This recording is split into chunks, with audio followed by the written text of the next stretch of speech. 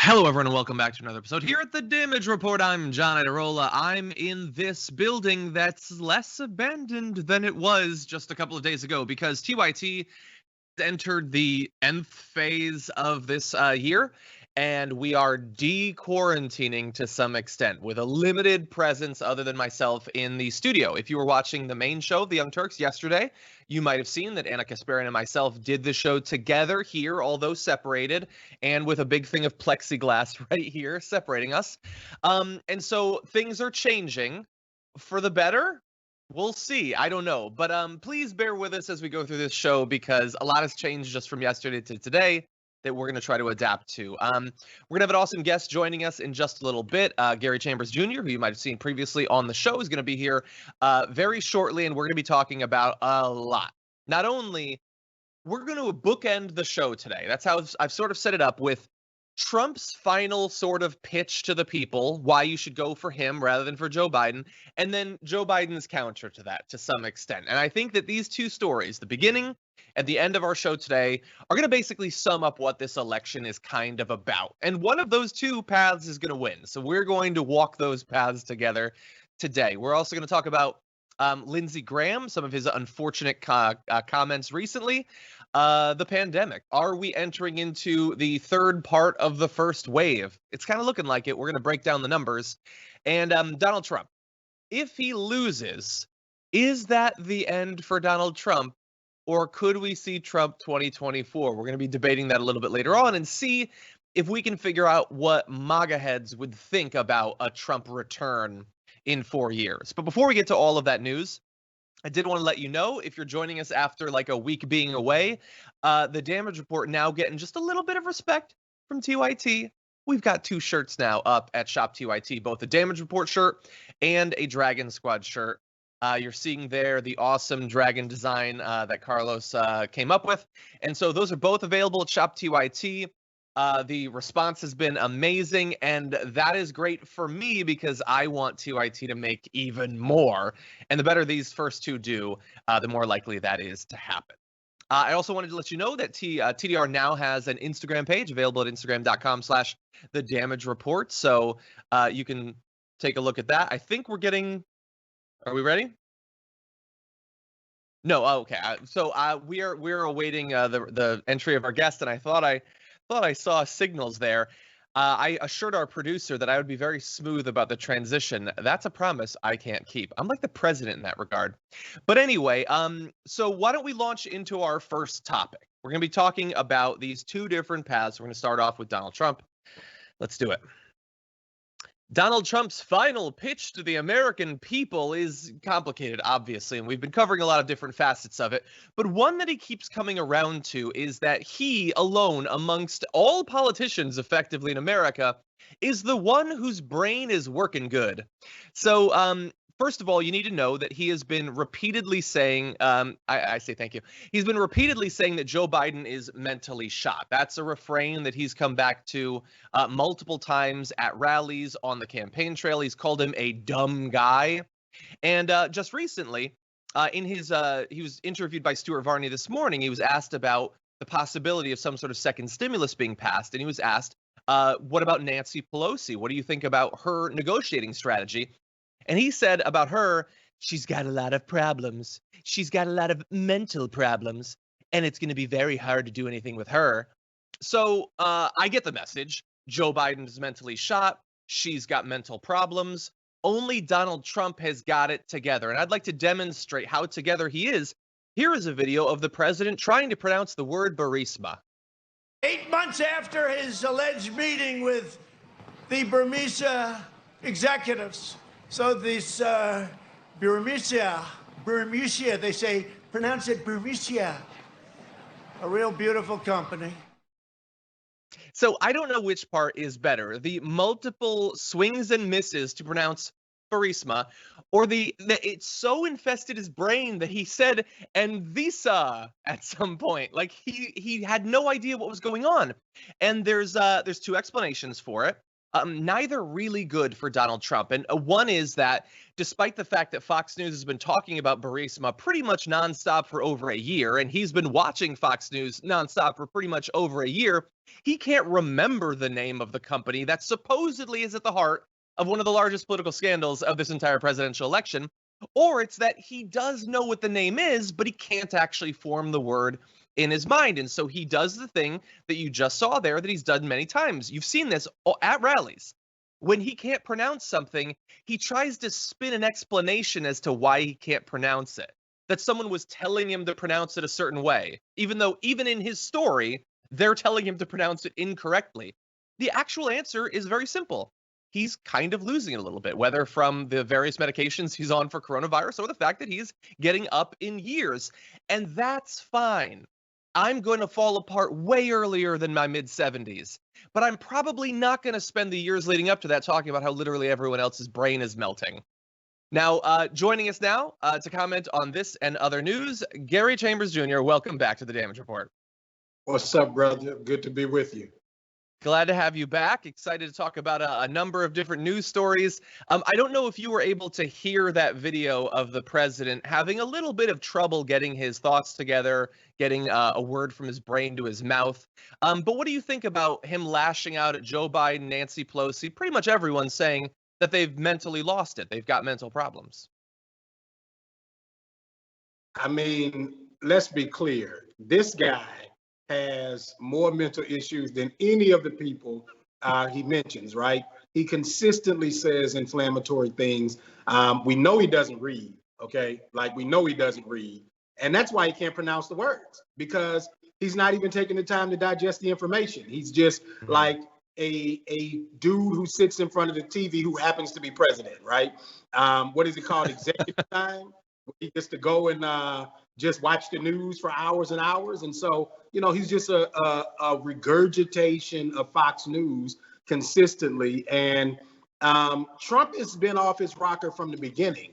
But what we have seen from conservatives is they will excuse anything he does as long as he carries out their wishes, like this Supreme Court nominee, right? As long as you're going to pack the court, as long as you're going to rape the American people with taxes, yeah, sure, we'll keep him here, right? As long as we're not doing anything for poor people and helping the least of these, then, you know, I don't care if he says racist, inflammatory things. I don't care if he can't actually pronounce the names of the words that he says.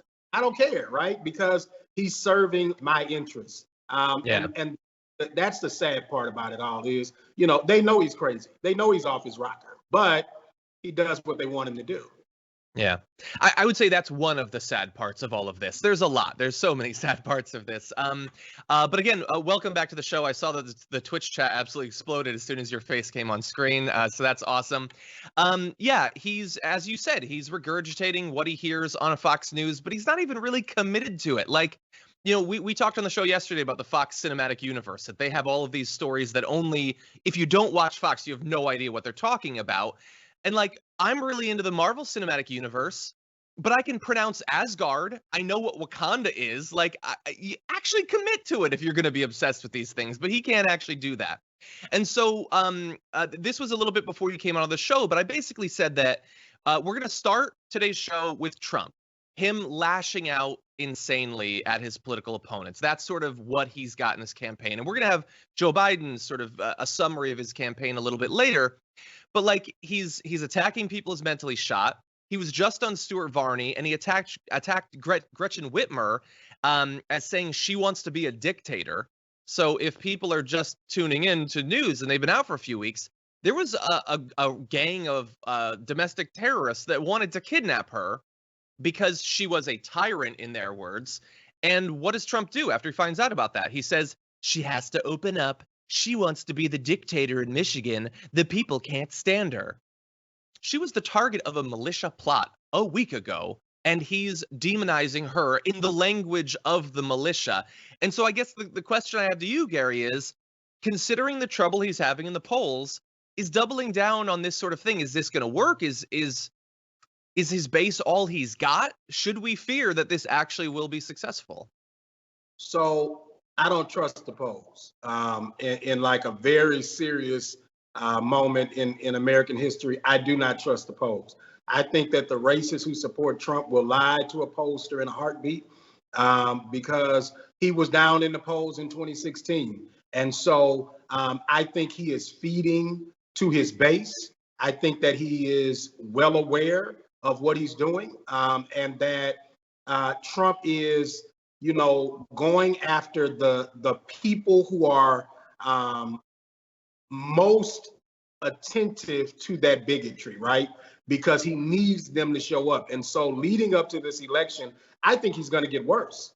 I think he's going to be more inflammatory. I don't know why anybody's even surprised, right, that he's taken this position with the governor up there, right? Because she has been very vocal against him, right? And for anybody who is willing to dare challenge him, you're an enemy, right? And he is going to side with anybody who's supportive of him. He doesn't care how racist they are or how bigoted they are. The only time he's ever going to half-heartedly condemn anybody is when he's on the hot seat, and he's still not going to do it because that's his base. Yeah, he'll generally at that point, he'll claim to not know who they are. Like if it's David Duke or something. Those militia folks, those are Trump supporters. That is his core, right? And to all of the traditional conservative Republicans, right? They represent you too. Those are now your cousins, okay? They are now your cousins, thanks to Daddy Trump. Yeah. Well, look, we've got that bigotry. We're going to be turning to a little bit more bigotry in just a second. But before we do that, I did want to just read a few comments. As I said, Twitch was very happy to see Gary. I also just saw a super chat from Stan Z that says, Gary Chambers Jr. is awesome. Much love to my Louisiana neighbors. Howdy from Texas. That's awesome. Glad to see that. Christopher Moore sent in a super chat saying, love me some Gary Chambers Jr. John, I am just going to send you my dog pics on Instagram because I don't know what I'm doing. Please understand that I'm a Luddite, and what the hell is a Twitch anyway? So Christopher Moore there is responding to the fact that we now have an Instagram for the Damage Report, and our awesome producers are curating some of the TDR fans' pets on our Instagram.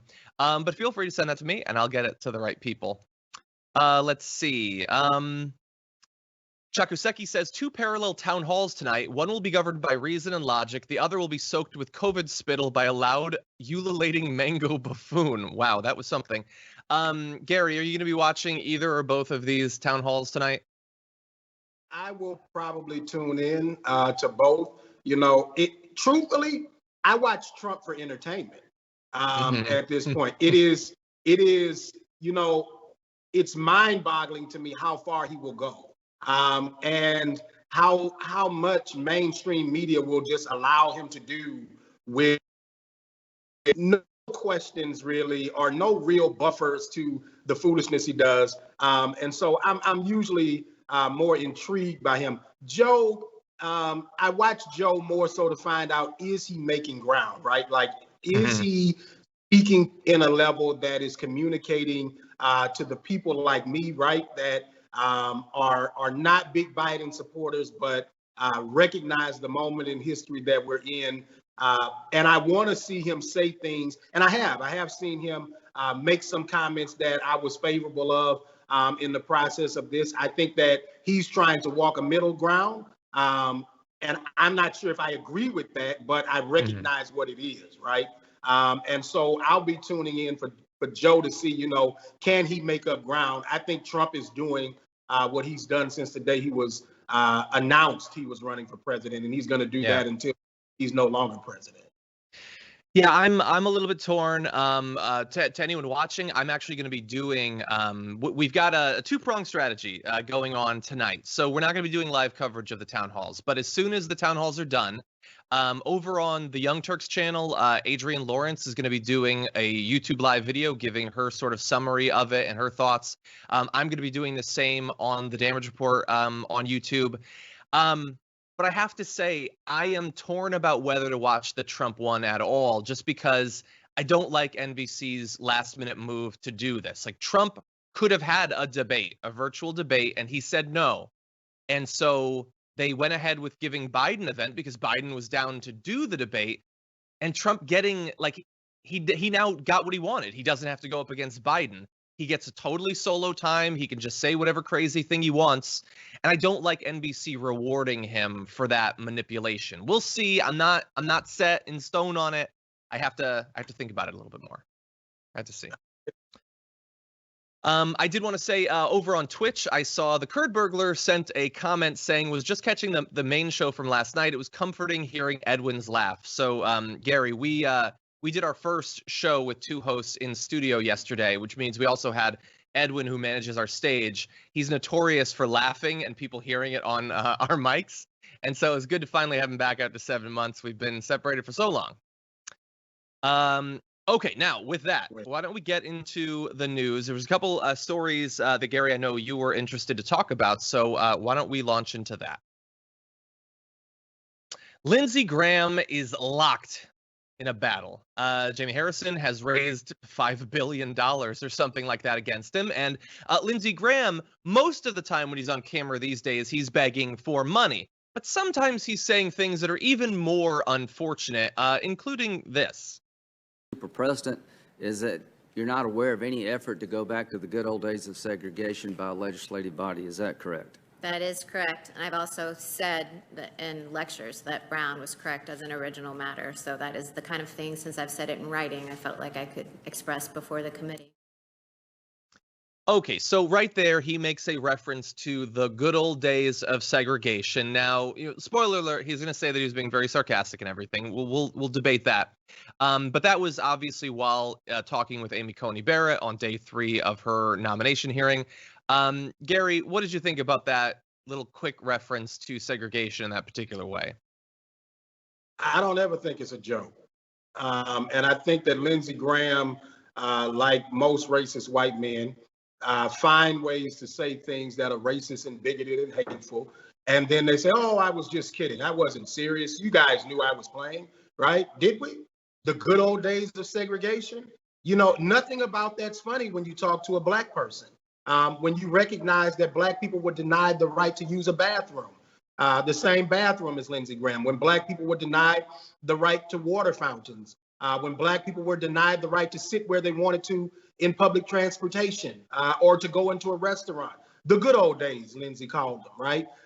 There is nothing humorous about that. There's nothing funny about that. And I think that Lindsey Graham is vile. I think that he is clearly a coward, right? He said all of these horrible things about Trump, and now he's just like, you know, Trump's biggest fan, and, you know, he supports the president, and you know, that's disgusting enough, right?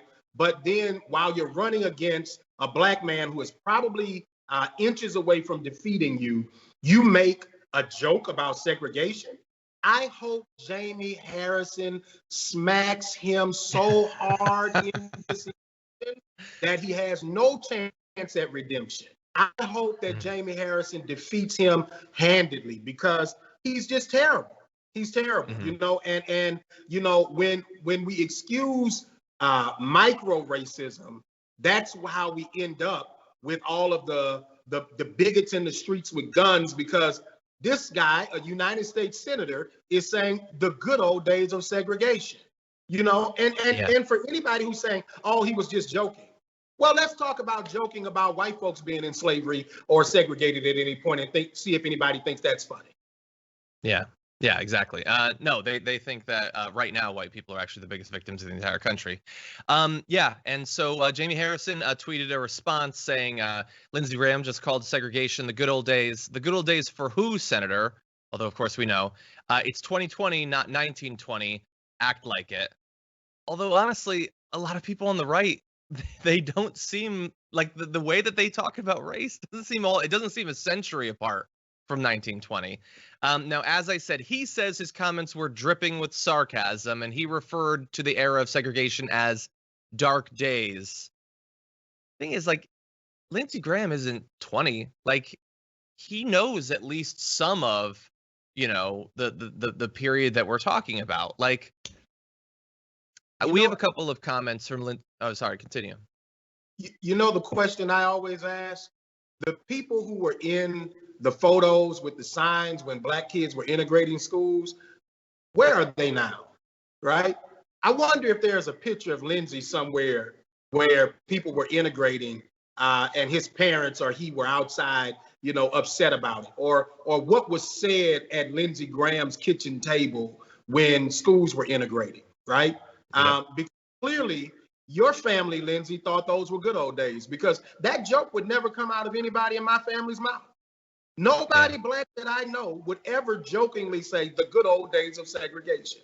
In sarcasm, we would not say the good old days of segregation.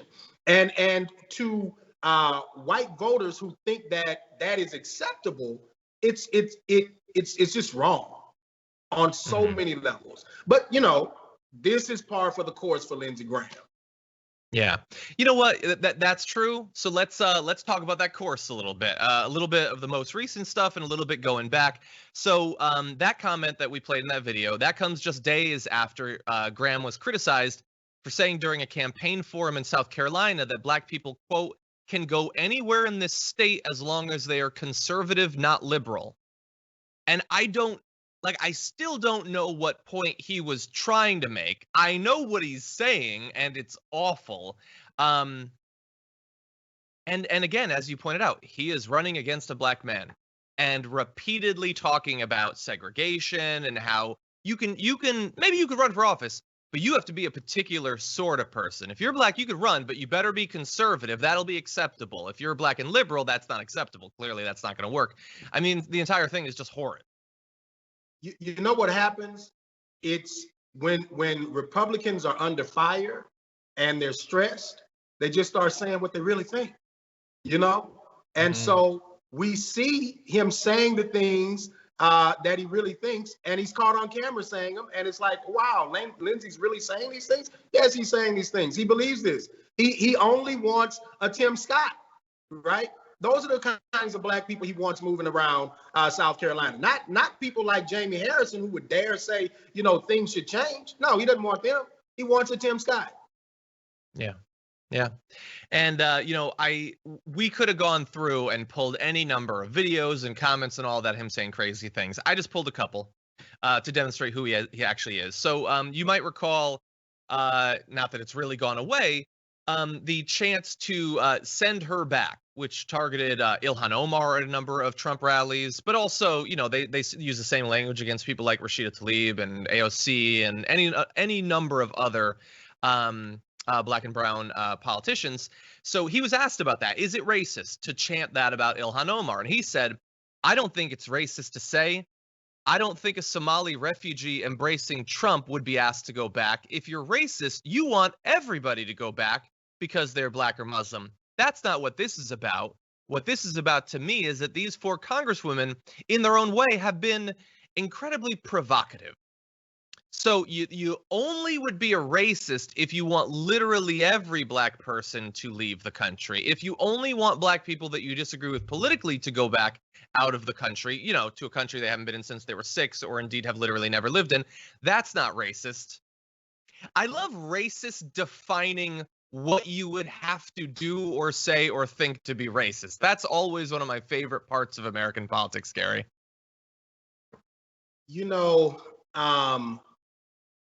Every black person I know has had a moment where some white person has told them, oh, well, you're not like them. Well, who is them? Right?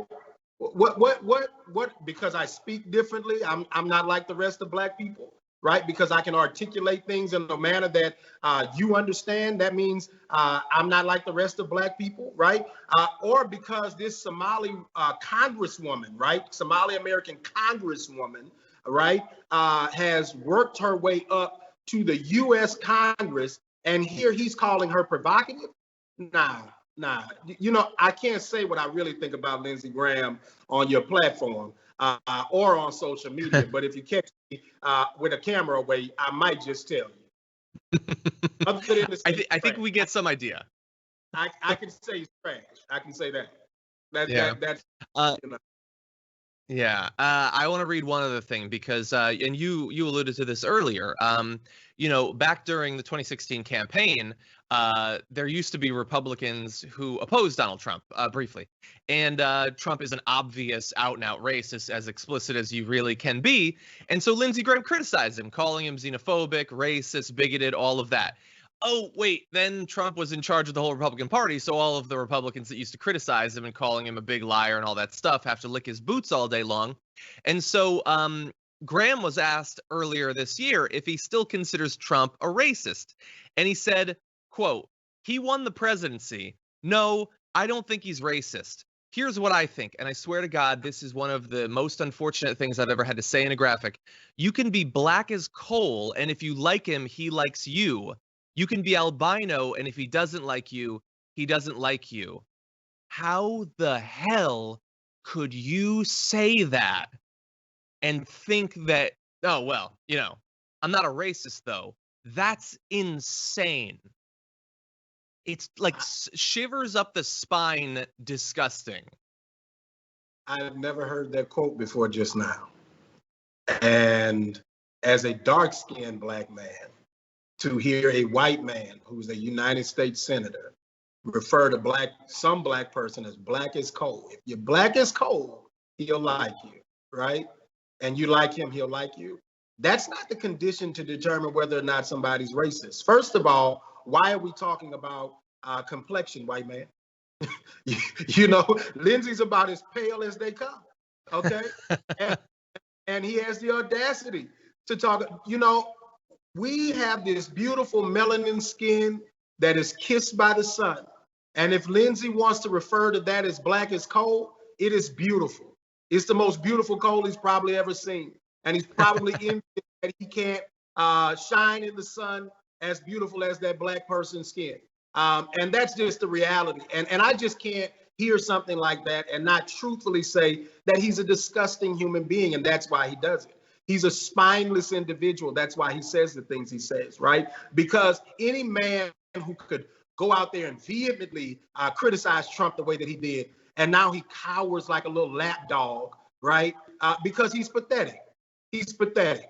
And if South Carolina wants a senator who's a pathetic, worthless individual like Lindsey Graham to represent them, then you get what you vote for. Yeah.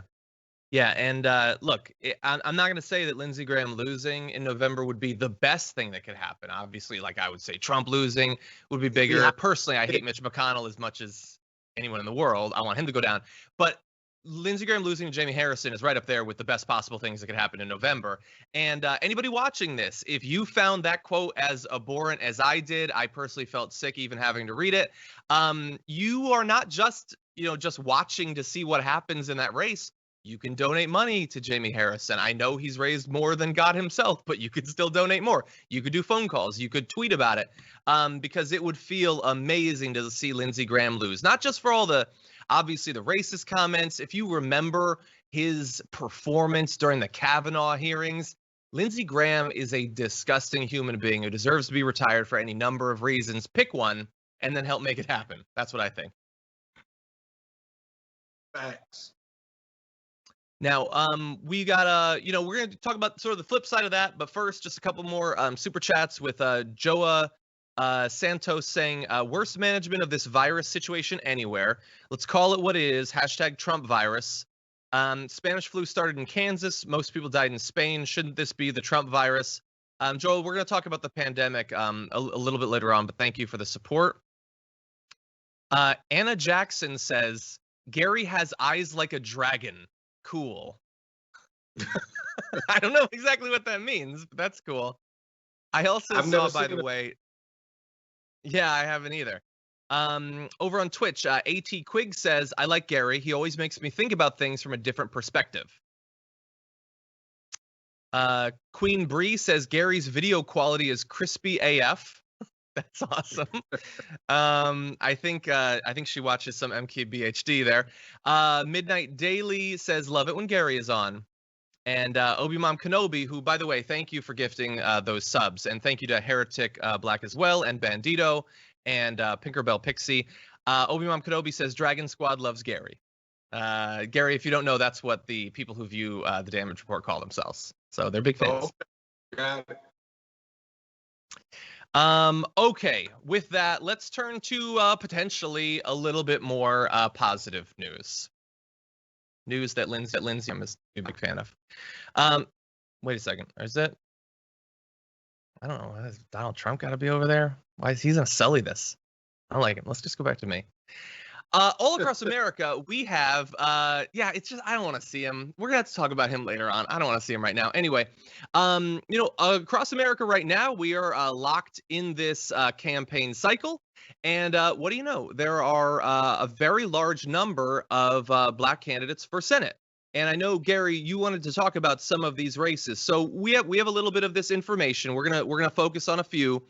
For context, though, I wanted to let people know there have been 1,307 people who have served in the U.S. Senate throughout its history.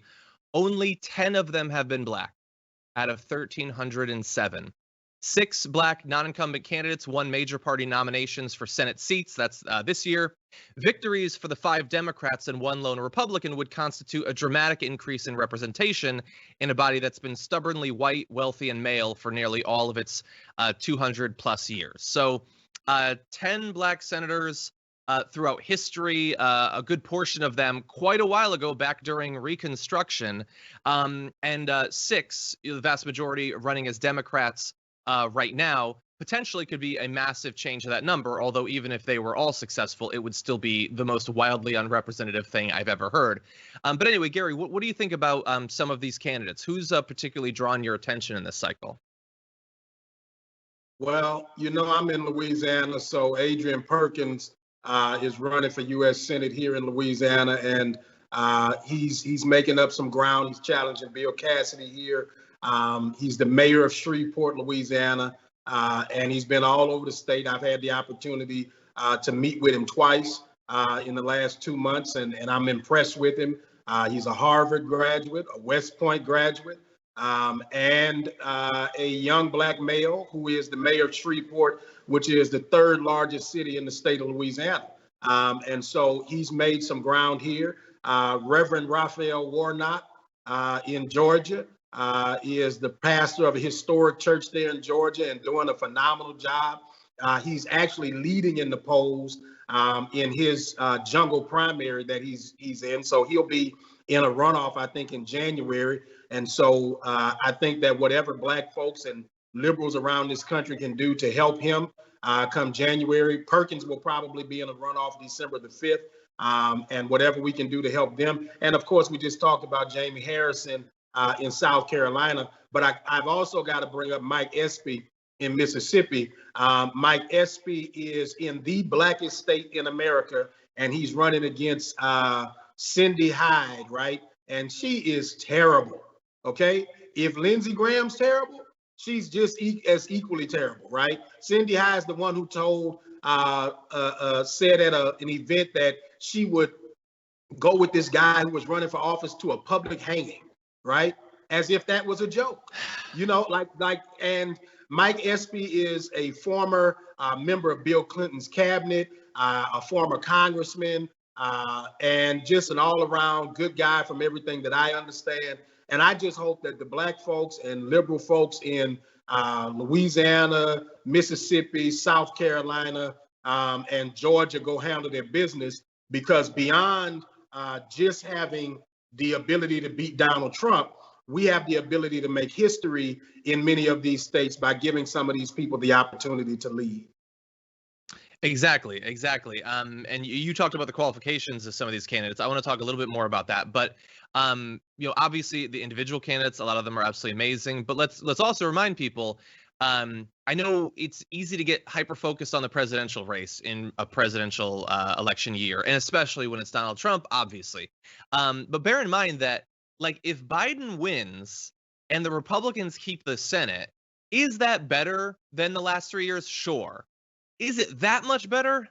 Kinda. You're not gonna have a lot getting done over the next few years. So some of these races are gonna be really important. Mike Espy came very close to winning the last time. In a year where things are trending, towards the Democrats, that might be enough to put him over.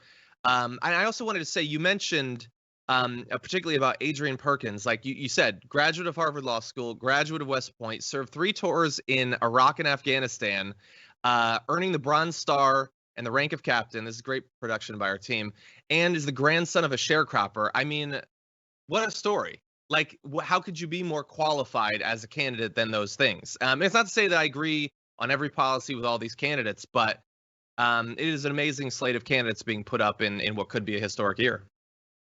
I will tell you that you probably agree more with them than you do any of the people they're running against, right? Oh, I 100%. That at the core, right, these people have the opportunity to do something special in their states. And when we talk about the future of America, consider this. When Barack Obama was elected to the U.S. Senate, he was the only black senator in the Senate at the time. Then Tim Scott came in. Then Cory Booker came in. Then Kamala Harris came in. I hate that I mess her name up. I'm sorry. Kamala Harris comes in, right? And so you've got more folks in there at this point, but we have gone decades without representation in this body. And as a result, sometimes just having someone with the cultural competence to have a conversation at the table changes the outcome of policy, right? And as somebody from the South, right, as a black man from the South, in the words of Andre 3000, the South got something to say, okay? And I'm looking to see one of these brothers win and go up there and speak on behalf of a constituency of people who have not been heard in the chambers of the United States Senate. Yeah. And there's, I just want to say we talked about a number of candidates. There's one that I wish we could add to that list. I wish that Charles Booker was running against Mitch McConnell. Unfortunately, sort of narrowly lost to Amy McGrath, who would be a massive improvement over Mitch McConnell, obviously in a million different ways. But like the conversation during the primary was that she was not going to run a vigorous enough campaign against McConnell, that you need someone like Charles Booker. And I would say that watching over the past few months, I think that was probably right. And, we have a quote from Charles Booker that I want to read to you about why a lot of these candidates might be considered underdogs, why generally they don't receive the support of their party during primaries. Amy McGrath was endorsed by the DSCC. He says that the idea that the party tends to approach in these races is that what Dems need to do is they need to win over swing voters. They don't need to, motivate the base or bring totally new voters in. It's just get some of those Republicans basically to vote for you. And those Republicans are almost always white. So he says that is often equated to a certain model of a candidate that doesn't include people that look like me and come from where I come from. And it typically involves a style of politics or a political theory that runs away from structural issues, that runs away from racism and poverty, and tries to peel off conservative votes. And I agree with that. I agree with that 110%. I just watched the state of Louisiana elect a white woman to run the Democratic Party here over a highly qualified Ted James state representative here because they believe that this white woman would bring over white voters into the Democratic Party because they're concerned about losing white voters, right? But there's never really a serious conversation about how do we get all the black folks in the state to vote that already agree with our policies, right? When you look at when Stacey Abrams lost in Georgia, there were 1 million black people in the metro Atlanta area that did not vote, right? How do you go get those 1 million black folks and get them to the polls? Because the majority of them already think like you, they already agree with you, and their policy points are going to be in line. And so I think that trying to convince what they call the soft white vote to cross over, right, I think is wasted energy. And let me tell you why. Because I believe that the white voters who are going to vote for a Biden, who are going to vote for a Democrat, they are going to do it on the principles, not on the personality, right? And I think that those people are there. But the people who are telling you they don't like these candidates that they're forcing down their throat, the people who are telling you that, look, I want more from my government, for my communities, for people who look like me, those are the people that were just saying, hey, look, be quiet, just go vote, right? And hence why folks like Ice Cube are out there pushing to get either side to pay attention to Black people, right? I think his timing may be off, right? But at this point, the reason Black folks are at a crossroads with Democrats is because when you've got a guy like Mr. Booker running, right, you don't take them serious. And so people are willing to say, you know what, all the bets are off. And so the Democratic Party is going to have to recognize that the voices that they need the most are probably the voices that they're just telling to be quiet right now. Yeah. And in that race, they ignored him, and he came very close to beating Amy McGrath, despite getting, I think he was outspent 81 times over. And so, look, they pumped a huge amount of money in there to get Amy McGrath rather than him, money that could have been saved by putting a tiny fraction of the money into supporting him. And that's in the primary. Are we supposed to expect that there's no effect in the general election? That they're not going to have to spend tons of money to get some people to reluctantly accept Amy McGrath when they could have had Charles Booker, who did amazingly even without the institutional support? I understand we're way beyond it. There's no way to take that back, and he'll run again in the future. He implied as much the last time we had him on the show. Anyway, that's just one of the most unfortunate things in the primary, a primary that had a lot of unfortunate things going on.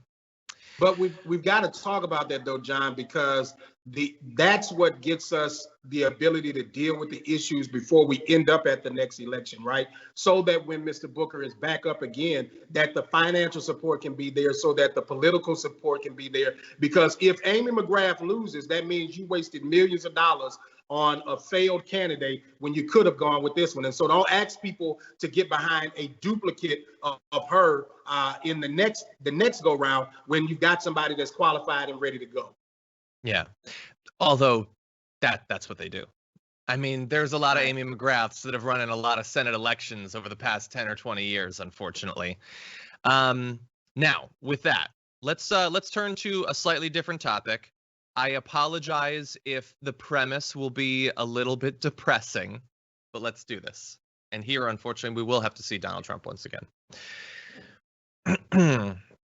Let's say that hypothetically the polls are accurate. We don't know that they are. Don't take anything for granted. Go vote. Vote.org, tyt.com/vote. But let's say hypothetically we reach November, Biden ends up winning. Let's say that Trump actually concedes and hands over power. Is that the end for Donald Trump? I don't mean, in a cosmic sense. He'll still exist, unfortunately, and he'll probably still be constantly in the news. But if he loses, that doesn't mean that he can't run again. What if he were to bide his time and then in 2024 try again to beat either Biden if he's going for re-election or, whichever other Democrat ends up running if it's not Biden? Gary, what do you think about that? Do you think that there's any chance that if he loses, Trump will come back in a few years? No, but I think another Trump could. I think that Donnie's going to go make his money until he leaves, because his speaking fees are probably going to be through the roof, and he's probably going to try to sign all kind of contracts to do different things, and he's probably still going to attempt to control the Republican Party in large part because it's beneficial for him financially in his mind, right? But I could see, he has brought his entire family into this political sphere, right? And I think that we could see one of his children run. And I think that's even more dangerous than him, because they are of the belief that what their father has done has worked, right? And by all accounts, from their perspective, it has. And so they believe in this same rhetoric, this same ideology. And, I could see Ivanka or Don Jr. or any of them deciding that, hey, we're going to go attempt to run for political office because, political dynasties are a real thing. It just is. The Bushes, right? The Kennedys, it's not just a Republican or a Democrat thing. It's on both sides that we have seen people build these political dynasties. And once they get one in, there's really a thirst for power that's created, right? Because it's not just about these folks thinking, oh, I'm the best person to lead the country. It's about all that comes with the presidency and all that the Trump family has benefited off of this, right? They don't want to get out of that spotlight. They dare not want to get out of that spotlight. Donnie might want out of the bubble, okay, of being the president, but he's definitely not done with politics if he's defeated. I don't think he runs again. Just because I think he's aging, and I think he's going to be even more mentally challenged in the next few years. But I could see him bucking up one of his sons or his daughter to do so. I think that's probably more likely. It is not often the case that a president loses re-election and runs again. The last time it was successful, actually, was in the late 19th century with Grover Cleveland. So probably not likely to happen. When you said the thing about his speaking fees, I thought immediately, you are so right. And it made me wonder, why isn't he charging for tickets to his rallies? Like, he totally wants to make money off of it. I wonder if he'll just do rallies. Like, he loses, but he just keeps doing rallies and keeps trying to sell tickets. And the best possible thing that could happen out of that is that people do actually lose interest in him and nobody shows up once he starts charging. That would be amazing. But I do think there's a chance of one of his kids. I think that Ivanka is much more sellable, but I don't think that she, like, I believe that she believes a lot of the same xenophobic, bigoted stuff as him. I don't think she's as practiced in selling it in terms of speeches. And that's what I think a lot of people want out of a Trump. I think that Don Jr. is much more willing to do that, but I don't think he has whatever ridiculous thing people see as charisma for Donald Trump that I just don't get. I don't feel like Don Jr. really has that. I know that some of Trump's fans do like Don Jr., but I don't think it's going to be a lock that he's actually going to be able to cash in on his dad's brand. Like, he definitely thinks he's going to. He's totally planning to run. I wonder if he's got the juice, if he could actually do what his father did. So I would just take you back to the Bushes, right? Jeb was supposed to be the one that, had the thunder and could get it done. And then it was George, Yeah. The son that was the mess up kid that just seemed to keep coming. He becomes governor of Texas, and then what the hell, he's the president, right? And we saw what came of that. He was not the more astute Bush, but he was the one who won because there was just something about George that was able to go out there and talk the language of those people. And I think that if he goes out there and he speaks their language, then they'll jump on. It's not about how much swag he's got, because George was a goofball, really. If you look at Jeb and George, one was really more professorial, more serious, somebody who, looked like really understood when he was the governor of Florida, really understood what they were dealing with. And George was kind of just like winging it, and that's kind of a thing for Republicans. Clearly, they like somebody who's just like, off the cuff and kind of, loose at it, and that was George. And in hindsight, you thought Bush was bad, right? And then you get Trump and you're like, how much worse can it get? Another Trump. Yeah, maybe. Look, if they're looking for the least astute one, maybe Eric. Maybe it's Eric's time to shine. I don't know. But what I do know is that Business Insider, they went to a Trump rally in Pennsylvania, and they talked to a bunch of his fans, and they asked him this sort of question. What if Trump were to lose? Should he run again? And what was interesting was a lot of them, most of them, I think they found one woman who was interested in him running again. These are all people that love Trump. They go to his rallies and everything. A lot of them were saying he would be too old, or they said that they'd want a fresh face, someone new.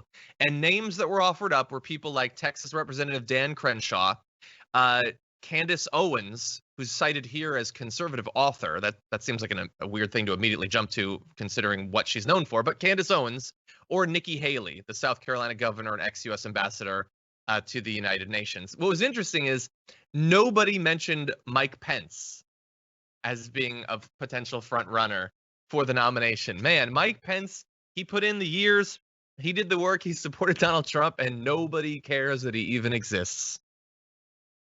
Because who respects a spineless man? Nobody. Yeah. Even Trump's people, right? I can realistically see Nikki Haley running, though. I think she jumped ship when she did, so that she could give herself some space from Trump and give herself the ability to have endeared herself enough to his supporters, but also distance herself enough from him that other folks could take her serious. She tried to walk that line as she was the governor of South Carolina when the shootings happened at the church there.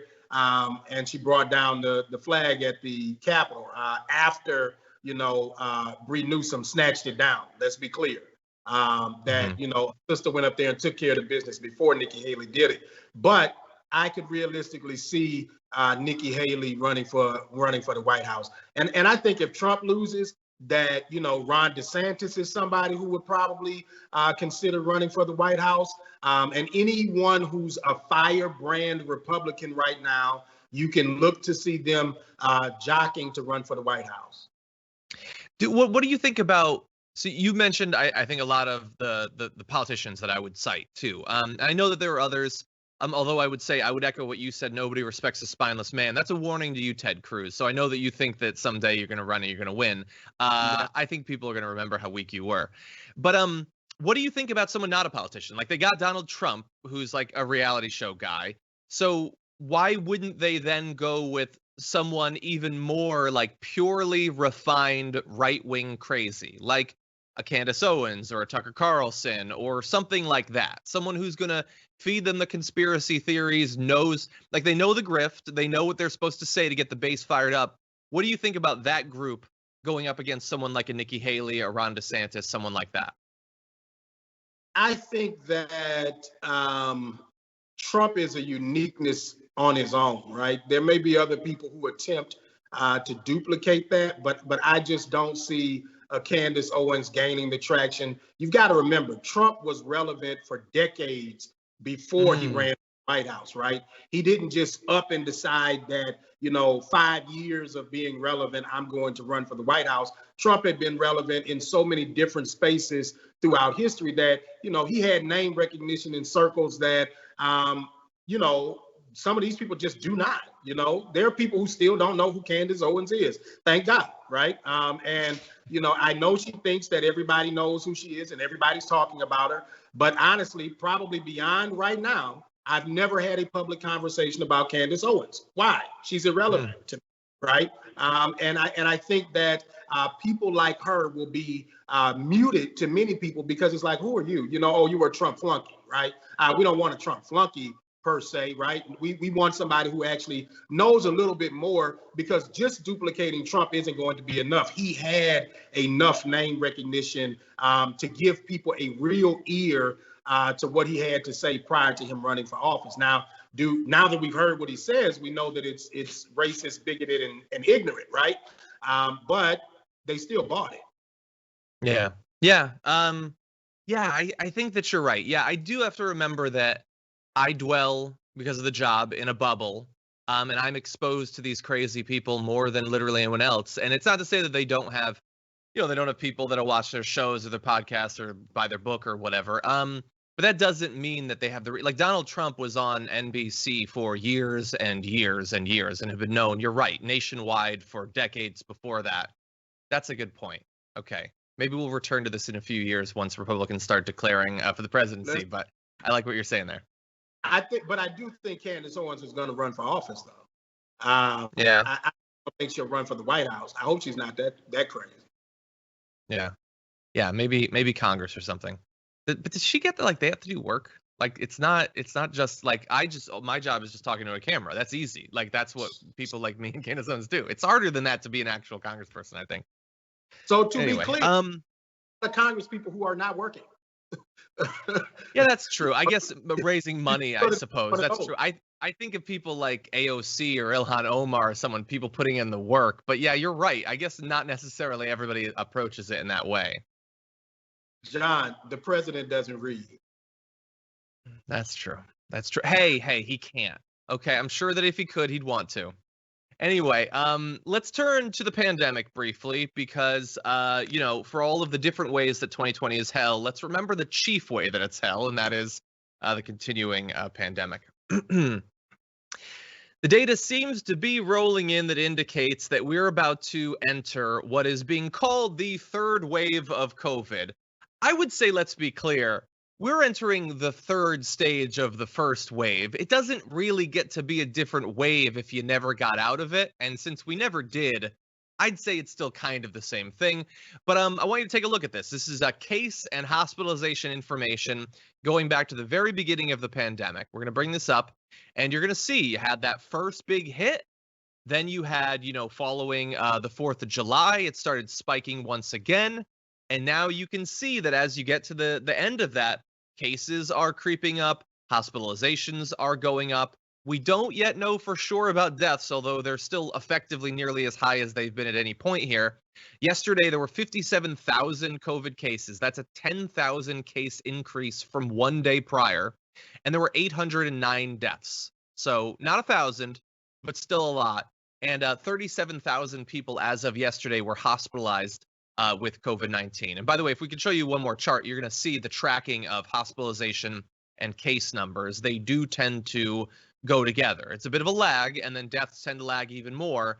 But anyway, Gary, it's depressing to see after all that we've experienced as a country that it looks like it's going to get bad again. And that second wave was worse in terms of hospitalizations and cases in the first.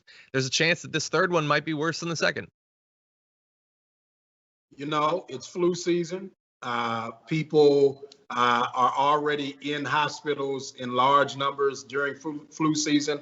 I was actually the supervisor of patient transport at a hospital here in Baton Rouge 10 years ago, right? And so I know what hospitals look like during flu season. And when you add a pandemic onto that, you're going to have hospitals stretched to their max. And that's concerning. But, I do believe that we're going to see a spike because Halloween's coming up and some people are going to be out tricking and getting a treat of COVID, right? And they're going to end up with situations that because of football, right? Nick Saban has COVID, right? Director at Alabama.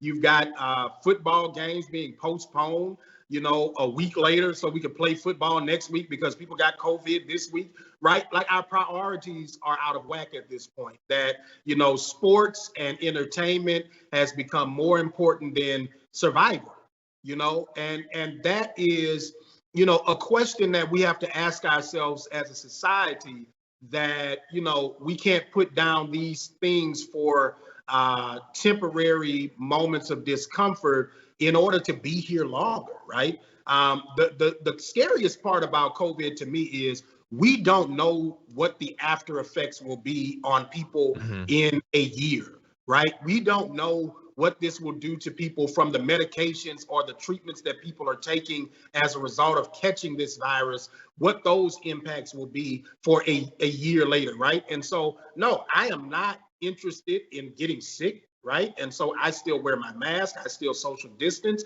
And if you see me without a mask, I am probably around people that I'm very well aware of where they're at and what they're doing, right?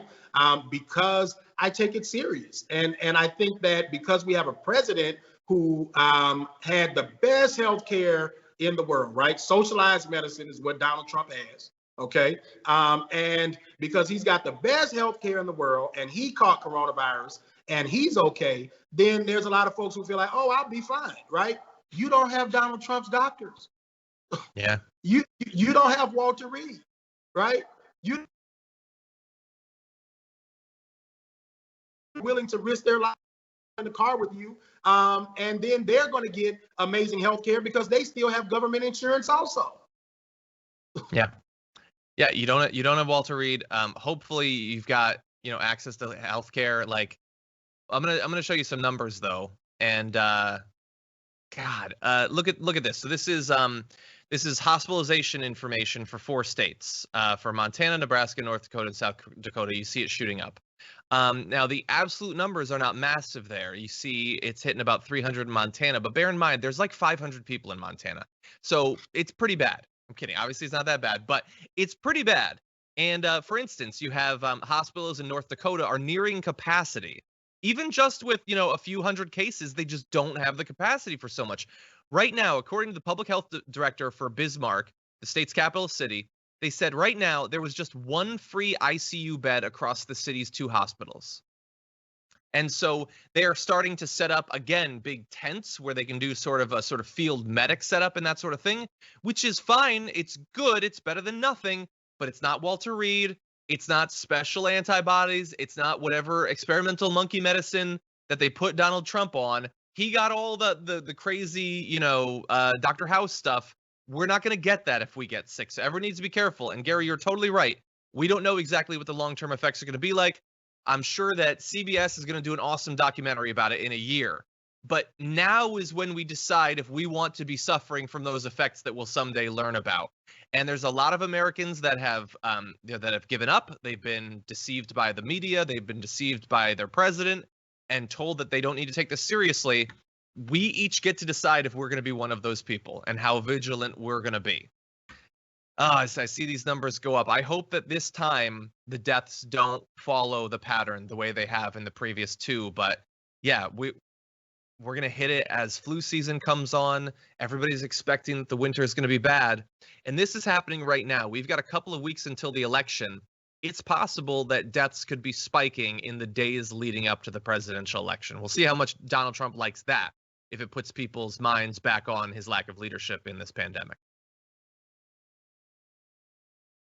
Facts. Now, just going to read a couple more comments before we roll into our last story. Let's see. Chris Jones says, in reference to one of Lindsey Graham's comments, he says, hey, I'm an albino. Don't worry, Chris Jones. He was being sarcastic. Anyway, Angry Little Nobody says, first of all, Lindsey wasn't joking. We all know that. Second of all, that's not funny. Racism isn't funny. That's the problem with the idea of MAGA. Going backwards isn't great for anyone but racists. Totally. Raymond says, I agree 100 with Gary. People lie and they love it. Trump is president because of white America. If he is reelected, it will be because of white America. They see Trump as good for business. Yeah. Okay, let's see. Trev says, Marquita Bradshaw in Tennessee, tough race, great candidate. Yes, another great candidate running for Senate right now. Ando Calrissian says, who would Martin Luther King vote for? Never forget the greatness of this man. Vote. Interesting. Let's see. Over on Twitch, Dejati says, please ask Gary where we can follow him at. Gary, where can they follow you? At Gary Chambers Jr. on everything. Exactly. Twitter, Instagram, everything. Everybody needs to follow you. Let's see. Shelby Holton says, can I get a birthday shout out? It's on Sunday and I'll miss my TDR over the weekend. Also, Gary! Shelby, happy pre-birthday. Happy birthday. Brian says, Wisconsin is starting to worry about capacity as well. That's scary. Yeah, it's going to happen in more states. I mean, it's not like we have way more hospitals than we did in March. We set up temporary facilities, and now that the numbers are going up once again, it's going to cause the same sort of massive problem that it did then.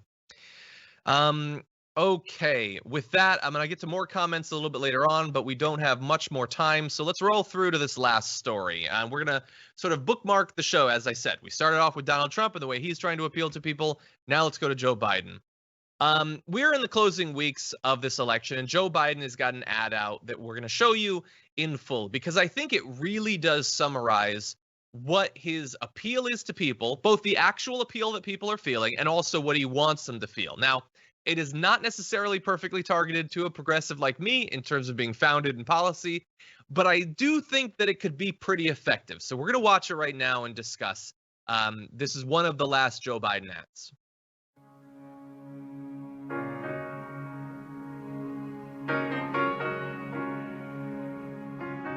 There's a new world coming, and it's just around the bend. It's time for America to get back up. There's a brand new morning. We can build a more perfect union. That belongs to you and me.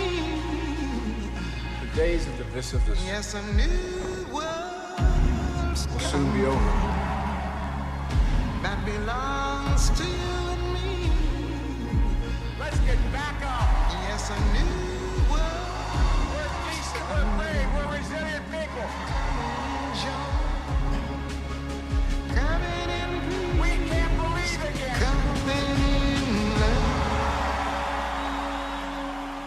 Joe Biden, and I approve this message. Okay, so Gary, I'm really excited to see maybe if we disagree on this. What did you think about that ad? Nina Simone. Yeah.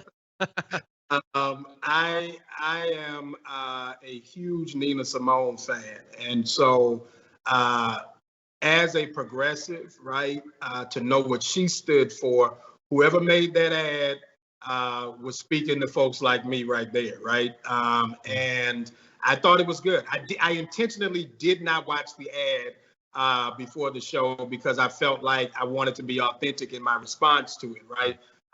And my biggest takeaway was hearing Nina Simone and the imagery that matches, right? I think that at the core, all Black people, all American people, all Hispanic people, white people who are of pure intentions want to see that version of America, right? They want to see an America where, you know, our children have a future. They want to see an America where they see men, women, and people of all orientations walking together and progressing in this life and through their journey. And there's some type of human connection to that, right? And to have it laced with Nina Simone, I think it is a powerful image. I hope that it speaks to the heart of people to remind them of what we can be and not what we are. Yeah. And look, obviously the reality is that let's say that works. That America that we'll be getting back to is going to have about 1 billion problems. So we're going to have to go right back to work on trying to fix.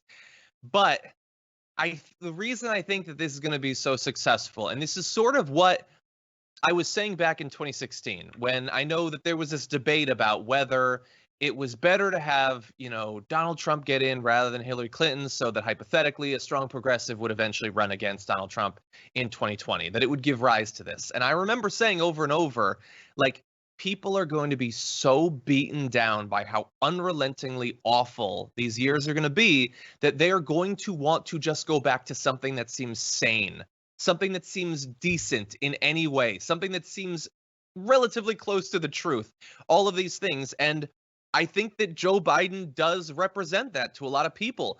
People are exhausted. They were exhausted before 2020, the most exhausting decade of our life. And then this has just beaten out the last bit of tolerance they have for any more of this time. And so that ad was not full of a ton of, it wasn't about Medicare for all. It wasn't about a Green New Deal. It wasn't about infrastructure reform. It wasn't about criminal justice. I mean, it was about those things, but not specific. But I think that's what people want right now. That's what we've been given by a combination of Donald Trump and 2020. They just want to feel like we're going to have a person who is not literally among the worst people on the planet right now in charge of everything. And that's why I can see that being an effective ad for a lot of people. I would agree 100%. I think that, you know, as we wind down, you know, the policies aren't where people are making their decisions today. They're making their decisions based on, you know, is this someone that I believe can manage the job, right? And where are you taking us, right? I think we've had all of the policy debates. I don't think 3 weeks out from an election that people are deciding, you know, based on Joe Biden or Donald Trump's policies that they're going to vote. They're going to vote because they want to say this person has the ability to take this nation where I want it to go. And for conservative Republicans, that's down a rabbit hole of racism and bigotry. And for everybody else, it's towards at least some sort of normalcy and hope for a better tomorrow. Yeah, 100%. I'm surprised. I thought maybe we would disagree. But anyway, Gary, as always, great to have you on the show. Always appreciate your perspective. I know we talked about it just a moment again, but I'd like to give people an opportunity at the close of the show. Where can people follow your work? And by the way, what do you mainly talk about? Well, you know, on Twitter, Instagram, what are the things that you focus on? I talk mostly about the issues that are facing Black people. You know, I've told you before, I'm pushing this whole new Black South idea. I want to see Black progressives and young people and energetic folks elected all over this country, but specifically in the Deep South and social justice, right? I think if we fix the issues in the worst places in America, that the whole will be better than the sum. And so I'm just pushing to make change happen, brother. You know, I say it every day, do good and seek justice. is my push. And to everybody, thank you for all of the love and support that you throw my way. And to you all here at the Damage Report, thank you for continuing to call me back. I enjoy having these conversations. Thank you. Anytime. Hopefully we'll be able to talk before the election. Have a good one. You too, brother. And for those of you at home, let's read a few more of your comments before we close things out. A reference to yesterday's show in a super chat from Extreme Gaming 123 who says, Jeb Bush, please clap. Donald Trump, suburban women, please vote for me. I saved your damn city. What a pathetic bastard. Anyway, let's see. Crystal Michelle says, love, appreciate you guys, always making around 1.5 hours of my weekdays better. Thank you. Yeah, the show just keeps getting a little bit longer as the pandemic goes on. If things don't get better, we might be a 3-hour show at some point. Bobby Mann, who I think might have had this first super chat today, says, best show on TYT. Thank you. But don't let Jank hear that. Dustin Williams says, it's Friday Eve. I feel like the 2020 election will never end. Yeah, but it's coming up pretty soon. We're less than 3 weeks now. Like, this thing is gonna hit. And there is still a very good chance that it is a week you'll have wished was further in the future. So gird yourself. Hold on to your butts. This could be a rough one. And again, it's not a day. It's a week, if not a month. So let's hope it's a week. Best case scenario, it's a week. Anyway, oh, by the way, that was a reminder that it is Thursday. And you know what that means? Tomorrow is Friday. And you know what that means? Tomorrow is the day that we throw some people in the garbage. And you get to choose one by going to the community tab on the Damage Report YouTube channel and voting for the Dragon Squad Garbage Person of the Week. Go do that at some point today. I think this was an earlier super chat from Shelby Holton who said, love TDR. It's my birthday on Sunday, so unfortunately I won't have my favorite morning that day, but I'm happy to be here this morning. Dragon Squad. Shelby, again, happy pre-birthday. Zariel Lockwood says, hi, John. Britt here. I looked into the 80% of Brits support Trump thing. It was actually a survey run for Express readers who are far, far right UKIP supporters. Really bad numbers considering. That's a good point, and thank you for doing that research. Zariel is our UK correspondent. Raleigh Jones says, been going to abandoned asylums built in the 1850s. I'm a photographer and get history before entering. Some women were put away for being gossipy. A woman was put away because her period wasn't regular. Provocative reminds me of that, a reference to Lindsey Graham's comment. Raleigh Jones, you're 100% right. Wow. Emily Fern says, received my mail-in ballot here in Colorado Monday, filled it out and dropped it off same day. Got email confirmation yesterday. My ballot has been received and counted. Every state should make voting this easy. I agree, including California, because I'm checking the status of my ballot every day, and they say it was sent out like a week and a half ago. Where is it? I'd love to know. I've got backup plans, but everybody needs to be on that. Just because you've done the right thing so far doesn't mean you're like it's smooth sailing. So everybody check it out. Vote.org, tyt.com/vote. Big super chat from Shanna who says, it's frustrating that many of us have been doing what needs to be done to flatten the curve, but all these others are out here being irresponsible. The rest of us are human too and would love to resume human life, a normal life, but we can't because of these fools. 100%. I was just having a conversation with Anna yesterday. Like, been so responsible, and other people are literally mosh pitting with tens of thousands of people. It's crazy. What a year. What a year. May Money to Building says, TDR deserves all the respect from TYT. Your show is one of the best I've come across. Happy Thursday, y'all. May Money, thank you so much for that. I do appreciate that. Gamer BBY says, don't forget to pop that Insta link in the description box. It's about to blow up. That's true. Note to the producer. I know that we have sort of a standard thing that goes in the description box. We got to get that Instagram in that. And maybe the hashtag Pets of TDR. Okay, Rederico says Trump's event is going to be on 3 channels, Biden on 1. Yes, so including like the digital, Trump's thing is going to more. It's so frustrating, the entire thing. Okay, Kelly June says, I'm going to watch Trump because keep your friends close and your enemies closer, and I think it will be funny. I love laughing at Trump. That's true. I'm sure he'll get more better like ratings. That doesn't mean it's going to help him in the election, but we'll see. Okay. Okay, let's see. A lot of stuff.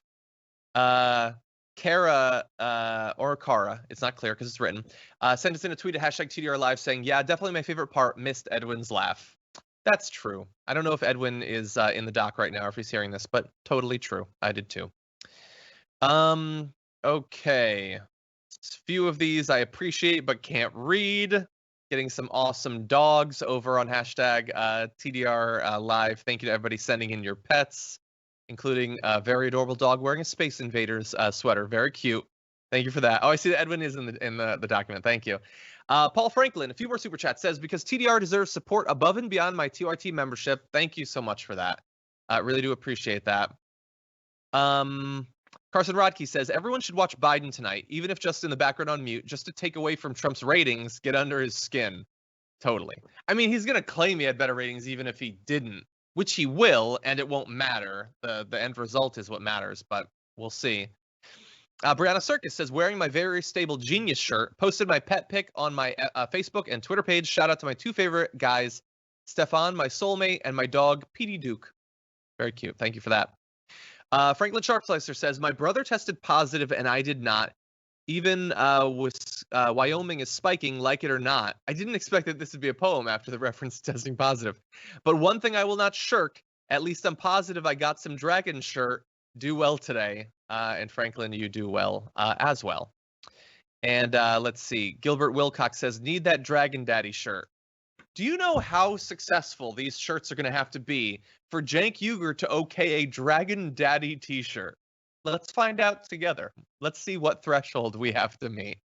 Anyway, everybody, tomorrow Brett will be joining me. Should be a lot of fun. Hopefully see you there. Also on the YouTube, maybe Twitch. I don't know tech-wise how it's going to work. Probably just YouTube. I'm going to be doing a live reaction to the debate later on tonight, or the debate. We should have had a debate. The town halls after they're done. So get ready for that. Sign up for notifications if you haven't already so that you know when that happens. And until then, stay safe out there. Stay sane out there. I'll see you soon.